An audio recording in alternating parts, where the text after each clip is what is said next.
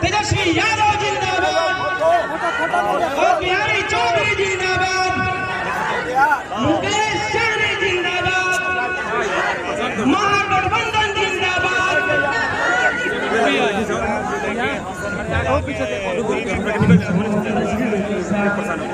माई पे लाल में दर्द को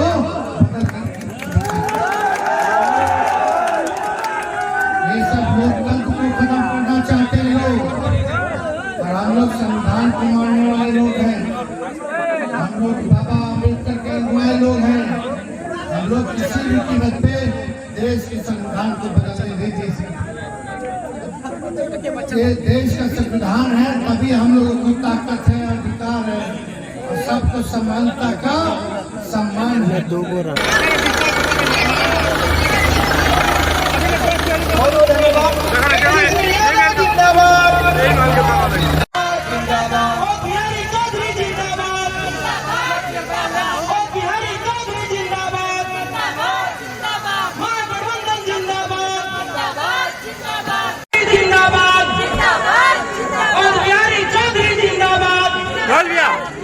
तेजस्वी यादव जिंदाबाद, तेजस्वी यादव जिंदाबाद, मुकेश सहनी जिंदाबाद, मुकेश सहनी जिंदाबाद, तेजस्वी यादव जिंदाबाद, तेजस्वी यादव जिंदाबाद,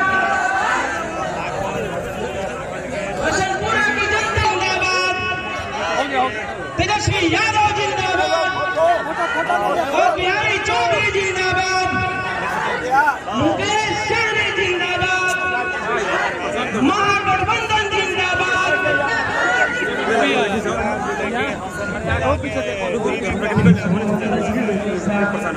सामने मत बनाओ।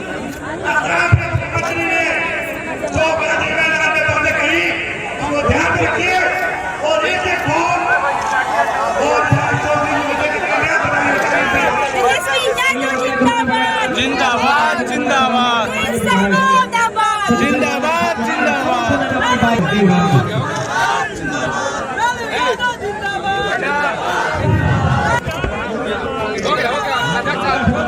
यार और पीछे से आ जाओ, लोग नहीं खेल। चल चल सामने से थोड़ा सा।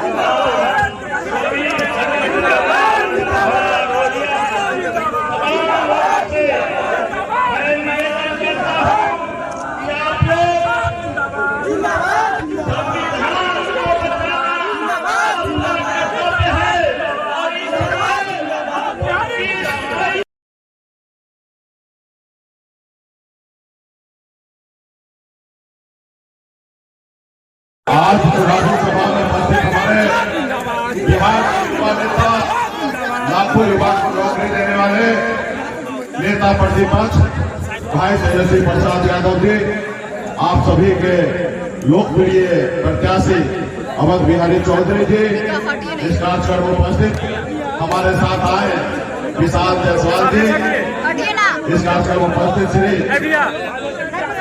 पूर्व विधायक अमरजीत यादव जी, सत्यदेव जी विधायक जी, अमरजीत कुमार कुशवाहा जी, बच्चे पांडे जी विधायक जी, हरिशंकर यादव जी, विनोद जायसवाल जी विधान परिषद सदस्य, श्रीनिवास यादव जी वीआईपी पार्टी के जिलाध्यक्ष, सुभाष चौधरी जी, शैलेश सहनी जी, विपिन कुशवाहा जी, मंटू यादव जी, गरीबन यादव जी, तारिक जी, डॉक्टर लाइन जी और तमाम इंडिया गठबंधन के सभी वरिष्ठ नेतागण इस सौहार्द धूप में बड़े संख्या में उपस्थित हमारे युवा साथी, सम्मानित राजन, माता बहन, मीडिया के साथी, सभी को पंजाब मुकेश सभी का नमस्कार प्रणाम करता हूं। साथियों, चुनाव का समय है और चुनाव तो हर 5 साल में 2 बार आता है, लेकिन ये चुनाव बहुत खास है। खास इसलिए क्योंकि हमारे देश का संविधान जो है वो खतरे में है साथियों। देश के लोकतंत्र जो है वो खतरे में है साथियों। इसलिए आपको हमको मजबूती से लड़ाई लड़ने की आवश्यकता है। अगर आप चाहते हैं कि आपके पीढ़ी सर उठा के दिए, तो इसके लिए आज लड़ाई लड़ना पड़ेगा और अपने संविधान को बचाना पड़ेगा साथियों, बचाना पड़ेगा।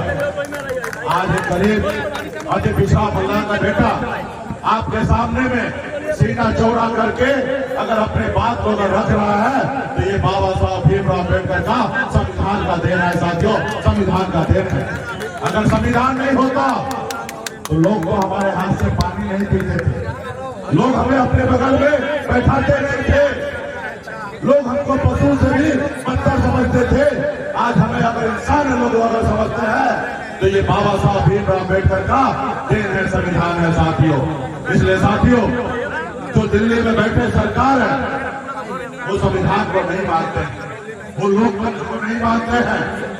वो चाहते हैं कि हजारों साल पहले जो गरीब पिछड़ा दलित जो गुलामी की जिंदगी जीता था, ऐसे आने वाला समय में जिंदगी जिए, इसलिए वो सोचते हैं।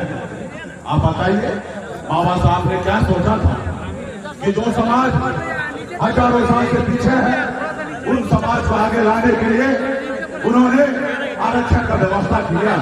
लेकिन मोदी जी क्या कर रहे हैं, सारे सरकारी संस्था को प्राइवेट के हाथों में अडानी अंबानी को दे रहे हैं, ताकि देश में जितने भी सरकारी नौकरी है वो खत्म हो जाए। आपकी बनी हुई सरकार को अपने पैसे के दम पर वो खरीद लेते हैं, आपका चुना हुआ विधायक को वो पैसे के दम पर खरीद लेते हैं। पैसा कहाँ से आता है? आपने भी देखा कि 16,000 करोड़ रुपए का चंदा मिला मोदी जी को, वो भी व्हाइट में। यानी कि आपको हम चंदा देते हैं, आप हमें चंदा दो, और जो चंदा नहीं देते हैं उसको ईडी सीबीआई का नोटिस भेजकर उनसे चंदा लिया जाता है साथियों, डरा के चंदा लिया जाता है। आप बताइए लोकतंत्र कहाँ रह गया? अगर ऐसा ही रहा तो देश को तो कोई भी कब्जा कर लेगा पैसे के दम पर। इसलिए साथियों, ये जो मोदी जी जो कर रहे हैं वो बहुत ही गलत कर रहे हैं। मोदी जी अपने आप को कहते हैं कि हमारा सीना 56 इंच का है। अरे मोदी जी, अगर सीना 56 इंच का है तो जब बिहार आते हैं तो जो 2014 में जो आप भाषण देते थे, हम अच्छे दिन आएंगे, कृपया करके मंच में से वही भाषण दीजिए, तब जनता बताएगा कि आपका 56 इंच का सीना है या 36 इंच का सीना है। आप क्या कहते थे, हम अच्छे दिन ले आएंगे, और हमारे देश का युवा आज अच्छे दिन का लिए परेशान है। आप क्या कहते हैं कि हर साल 2 करोड़ युवा को नौकरी देंगे, किसान को आमदनी को दुगना करेंगे, हर गरीब को पक्का मकान बना के देंगे, विदेश से काला धन लाएंगे, सभी के खातों में पैसा देंगे। मोदी जी कहाँ गया आपका वो वादा? अभी तो सिर्फ आपके पास सिर्फ एक ही चीजें हैं, मंच पे आइए, हिंदू मुसलमान मंदिर मस्जिद सनातन इस्लाम, बस यही। तो साथियों, आपको सोचना है, जो नेता अपना 10 साल का हिसाब देने के लिए आना चाहिए, अगर वो धर्म की राजनीति करता है तो आप जवाब दीजिए साथियों, आप जवाब दीजिए। बाबा साहब ने कहा अगर इस धरती पे आए हो सिर्फ खाना खाने के लिए तो तुमको आज ही मर जाना चाहिए। अगर तुम जिंदा हो तो तुम दुनिया को बताओ कि हम जिंदा हैं और कुछ करो। आप साथियों, आप सब मानव जाति में जन्म लिए हैं, आपके पास सोचने समझने का शक्ति है, और सोचिए समझिए ये जो नेता आते हैं वो धर्म की बात अगर करते हैं, आपको बांटने की बात करते हैं, भाई भाई को लड़ाने की बात करते हैं, ऐसे नेता को जवाब दीजिए। अभी बिहार में आसाम का मुख्यमंत्री हो या उत्तर प्रदेश का मुख्यमंत्री हो, बिहार आते हैं जोड़ने की जगह वो तोड़ने का काम करते हैं साथियों। इसलिए मैं तमाम हमारे जितने भी युवा है इस ग्राउंड में आप सभी से आग्रह करता हूं कि आप सभी के लोकप्रिय प्रत्याशी अनुभवी विजेता हमारे अवध बिहारी चौधरी जी हैं। इनका चुनाव लड़ते हैं, राष्ट्रीय जनता दल के प्रत्याशी हैं। जाति धर्म से सबसे ऊपर उठकर आप मजबूती से इनको चुनाव जिताने का काम कीजिए। ये कोई सिंगल व्यक्ति का लड़ाई नहीं है, ये हमारे देश की लड़ाई है। और जब देश की लड़ाई है तो इंडिया गठबंधन के साथ आकर मजबूती से लड़कर जीतिए, ताकि राहुल गांधी जी का हाथ मजबूत हो और आदरणीय लालू प्रसाद जी का हाथ मजबूत हो,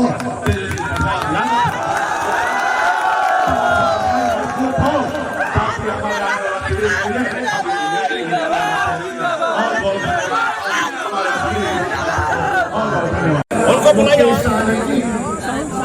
माननीय विधायक सत्यदेव राम जी, माननीय विधायक अमरजीत कुशवाहा जी और हरिशंकर यादव जी, माननीय विधायक बच्चा पांडे जी, विधान परिषद श्रीमान विनोद जायसवाल जी, पूर्व विधायक अमरनाथ यादव जी, पूर्व विधायक रियाजुल हक राजू जी, प्रोफेसर महमूद हसन अंसारी जी, कल्याण चंद यादव जी, प्रखंड अध्यक्ष विनोद यादव जी, डॉक्टर सैका नाथ जी, नसीमा जमाल जी, वीआईपी पार्टी के जिला अध्यक्ष निवास यादव जी, जिला सचिव माले हंसनाथ राम जी, सीपीआई के जिला सचिव नागेश्वर यादव जी, CPIM के जिला सचिव फूल मोहम्मद अंसारी जी, महिला जिलाध्यक्ष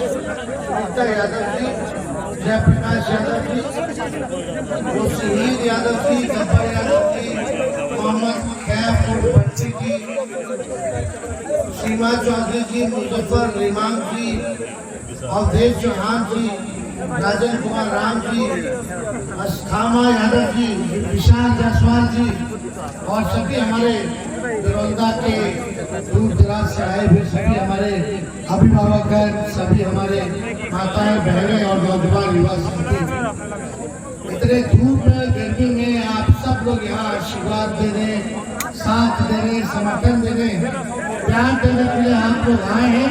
इसके लिए आप सब लोगों को दिल से धन्यवाद देते हैं। आप सब लोगों का स्वागत। डॉक्टर साहब ने हड्डी में चोट है, इसलिए बैठ के बोलना पड़ रहा है। डॉक्टर साहब ने बोला जब आपको बेड रेस्ट की जरूरत है, लेकिन सुनो भाई, हाँ सुनिए, ताकत अभी खुद तक बचा के रखो।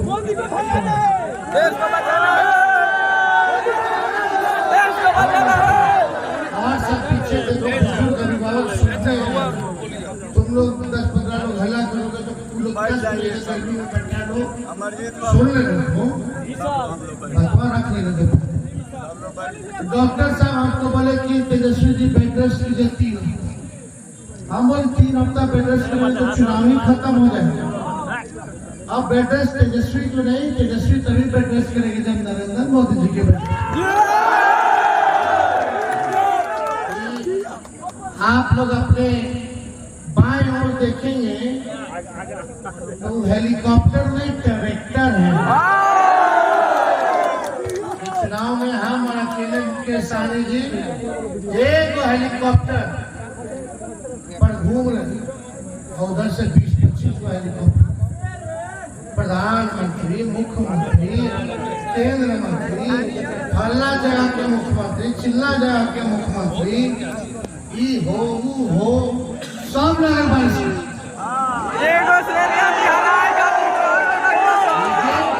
हमारी ट्रैक्टर जो बाकी हेलीकॉप्टर पर भारी।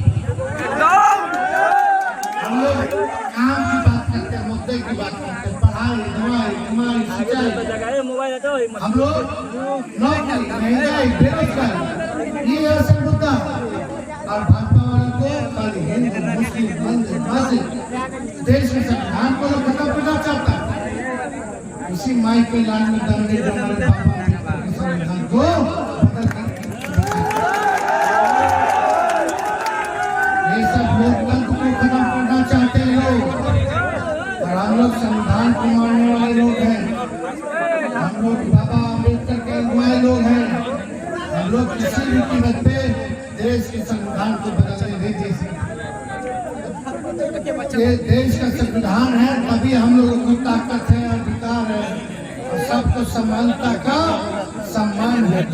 इसलिए हम सब लोग एकजुट हुए और एकजुट होकर के सिवान से जो हमारे प्रत्याशी अवध बिहारी चौधरी जी, जो हमारे अभिभावक हैं, विधायक भी रह चुके हैं, अभी भी है, मंत्री भी रह चुके हैं, विधानसभा का स्पीकर भी रह चुके हैं। जितना सिवान में प्रत्याशी लोग खड़ा बा, वो सबसे ज्यादा अनुभवी अगर कोई व्यक्ति बा तो अवध बिहारी सब लोगों से ज्यादा समझ अगर किसी को है सिवान का, हर एक गांव का, पुरान से लेकर के नया लोग का, तो जानकार आदमी अवध बिहारी चौधरी प्रत्याशी बा। बता दा कोनो इनका से ज्यादा जानकारी बात करो लगे। जीतेंगे तो फायदा तो सिवान के नवा लोगों को होई। अब ऐसा लोग के मत जिता दिया कि कुछ काम ना हो, चल रहे, ऐसा नहीं होना चाहिए। हम यहाँ आए हैं, अभी सुने कि आसाम के मुख्यमंत्री आए, क्या क्या बोले भाई, नौकरी के बारे में कुछ शब्द बोले क्या? बिहार का तरक्की कैसे होगा वो बताए क्या? 10 साल में सिवान को क्या दिए मोदी जी बताए क्या? अगला 5 साल सिवान के लिए क्या करेंगे बताए क्या? सर यहाँ पे कैंडिडेट एमपी का प्रोग्राम नहीं पता है। परिवार के साथ पाकिस्तान चले, आप बोलता है मुख्यमंत्री होकर के कोई पद की गरिमा नहीं है, कोई संस्कार नहीं है, कहाँ क्या बोलना है कुछ नहीं, खाली तलवार और नफरत बांटो, हिंदू मुसलमान करो। दो चुनाव खत्म हो गया, 14 के 19 के हम लोग ने क्या नहीं ना, ऐसा बकवास करता है। हम तेजस्वी 17 महीने में 5 लाख लोग को नौकरी दिए,